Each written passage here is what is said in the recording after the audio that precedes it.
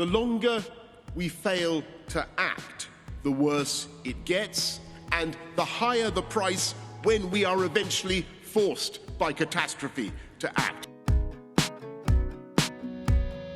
The 6 years since the Paris Climate Agreement have been the 6 hottest years on record. Our addiction to fossil fuels is pushing humanity to the brink.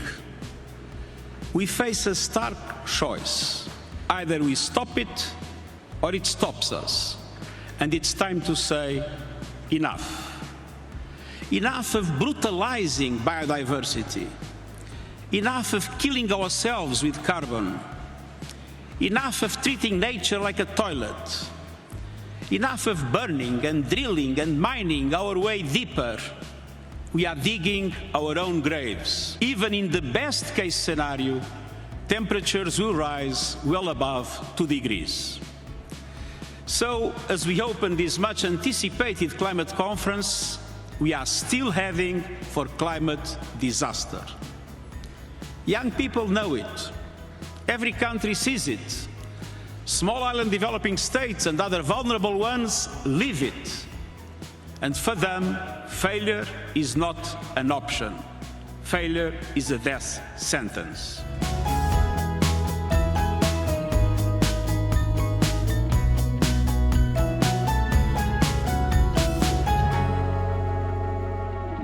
The tragedy is, this is not a movie, and the doomsday device is real. Humanity has long since run down the clock on climate change.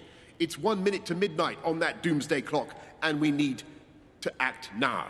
If we don't get serious about climate change today, it will be too late for our children to do so tomorrow. We can get real.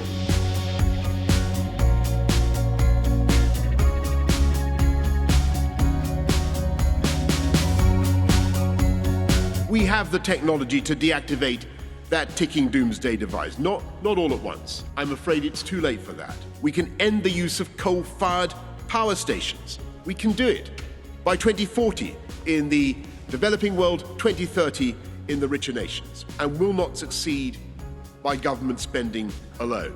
We in this room can deploy hundreds of billions, but the market has hundreds of trillions, and the task now is to work together. If we fail, they will not forgive us. They will know that Glasgow was the historic turning point when history failed to turn. And they will be right. But we have the opportunity and we have the duty to make this summit the moment when humanity finally began, and I stress began, irrefutably, to turn the tide and to begin the fight back against climate change. This is the challenge of our collective lifetimes, the existential threat to human existence as we know it. So let this be the moment that we answer history's call. Let this be the start of a decade of transformative action. We can do this. We just have to make a choice to do it. Within the growing catastrophe, I believe there's an incredible opportunity. We have the ability to invest in ourselves and build an equitable, clean energy future, and in the process, create millions of good-paying jobs and opportunities around the world. Yes, it's going to be hard, but yes, we can do it.